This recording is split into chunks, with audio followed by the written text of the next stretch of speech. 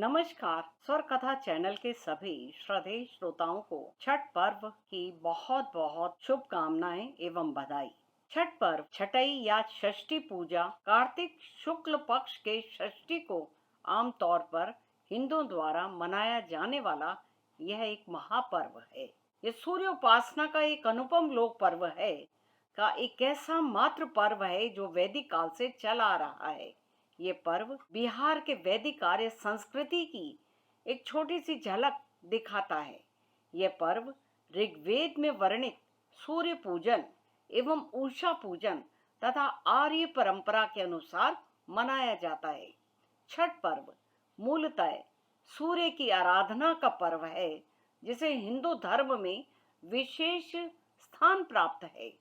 हिंदू धर्म के देवताओं में सूर्य भगवान ही एक ऐसे देवता हैं जिन्हें मूर्त रूप में देखा जा सकता है। छठ पूजा सूर्य, प्रकृति, जल, वायु और उनकी बहन छठी मैया को समर्पित है।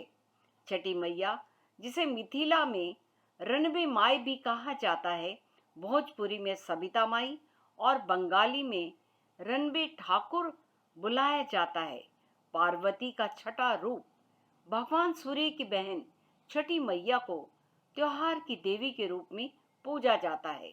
यह चंद्र के छठे दिन काली पूजा के 6 दिन के बाद छठ मनाया जाता है।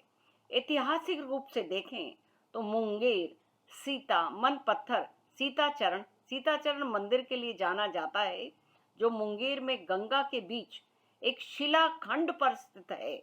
और ऐसा भी माना जाता है कि माता सीता ने मुंगेर में छठ पर्व मनाया था। इसके बाद ही छठ महापर्व की शुरुआत हुई। और एक कथा के अनुसार प्रथम देवासुर संग्राम में जब असुरों के हाथों देवता हार गए थे, तब देव माता अदिति ने तेजस्वी पुत्र की प्राप्ति हेतु देवारण्य के देव सूर्य मंदिर में रणबे छठी मैया अपनी पुत्री की आराधना की। तब प्रसन्न होकर छठी मैया ने उन्हें सर्वगुण संपन्न तेजस्वी पुत्र होने का वरदान दिया था। और इसके बाद अदिति के पुत्र हुए त्रिदेव रूप आदित्य भगवान, जिन्होंने असुरों पर देवताओं को विजय दिलाई। छठ पूजा साल में 2 बार होती है, एक चैत्र मास में और दूसरा कार्तिक मास शुक्ल पक्ष चतुर्थी तिथि, पंचमी तिथि, षष्ठी तिथि और सप्तमी तिथि तक यह त्योहार मनाया जाता है। षष्ठी देवी माता को कात्यायनी माता के रूप से भी जाना जाता है। इस पूजा में गंगा स्थान या नदी तालाब जैसा जगह होनी अति आवश्यक है। ये कारण है कि छठ पूजा के दिन सभी नदी तालाब की सफाई की जाती है और नदी तालाब को सजाया भी जाता है।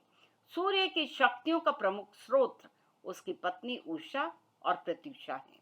छठ में सूर्य के साथ साथ दोनों शक्तियों की संयुक्त आराधना की जाती है। प्रातः काल में पहली किरण उषा और सायंकाल में सूर्य की अंतिम किरण प्रत्युषा को अर्घ्य देकर दोनों का नमन किया जाता है। भारत में सूर्योपासना ऋग्वेद काल से होती चली आ रही है।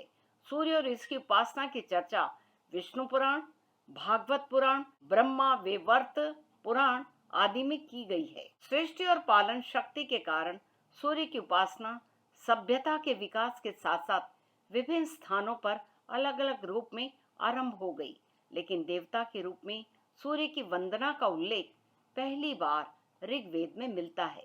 इसके बाद अन्य सभी वेदों के साथ ही उपनिषद आदि वैदिक ग्रंथों में इसकी चर्चा प्रमुखता से की गई है। पौराणिक काल में सूर्य को आरोग्य देवता भी माना जाने लगा था।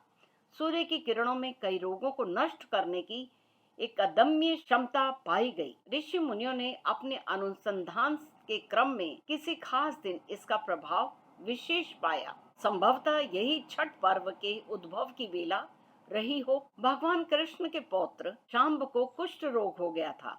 इस रोग से मुक्ति पाने के लिए उन्होंने विशेष सूर्य उपासना की गई, जिसके लिए शाक्य द्वीप से ब्राह्मणों को बुलाया गया था। और एक मान्यता के अनुसार लंका विजय के बाद राम राज्य की स्थापना के दिन कार्तिक शुक्ल षष्ठी को भगवान राम और माता सीता ने उपवास किया और सूर्यदेव भगवान की आराधना की। सप्तमी को सूर्योदय के समय पुनः अनुष्ठान कर सूर्यदेव से आशीष प्राप्त किया। और एक अन्य मान्यता के अनुसार छठ पर्व की शुरुआत महाभारत काल में हुई थी।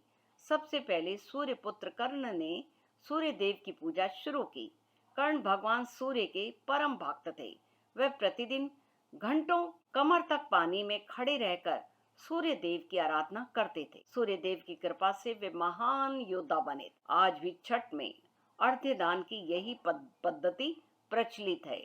और एक और कथा के अनुसार जब पांडव अपना सारा राज्यपाट जुए में हार गए, तब श्री कृष्ण द्वारा बताए जाने पर द्रौपदी ने छठ व्रत रखा।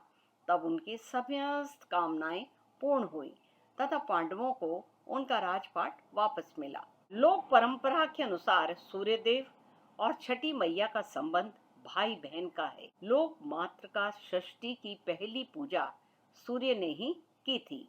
ये पर्व 4 दिनों का है। भैया दूज के तीसरे दिन से यह आरंभ होता है।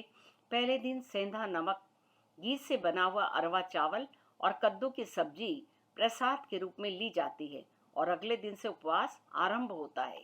व्रती दिन भर अन्न जल त्याग कर करीब शाम को 7 बजे खीर बनाकर पूजा करने के उपरांत प्रसाद ग्रहण करते हैं, जिसे खरना कहते हैं।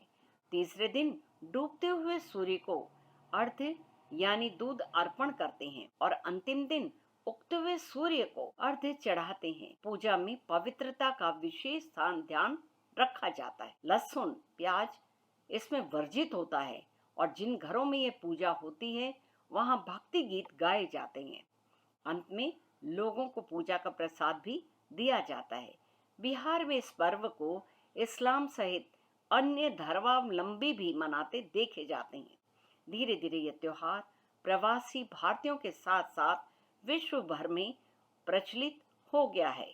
यह त्योहार एक सामंजस्य, एक शाश्वत संस्कृति का महान पर्व है। आप सभी श्रद्धालुओं को इस महापर्व की शत शत बधाई।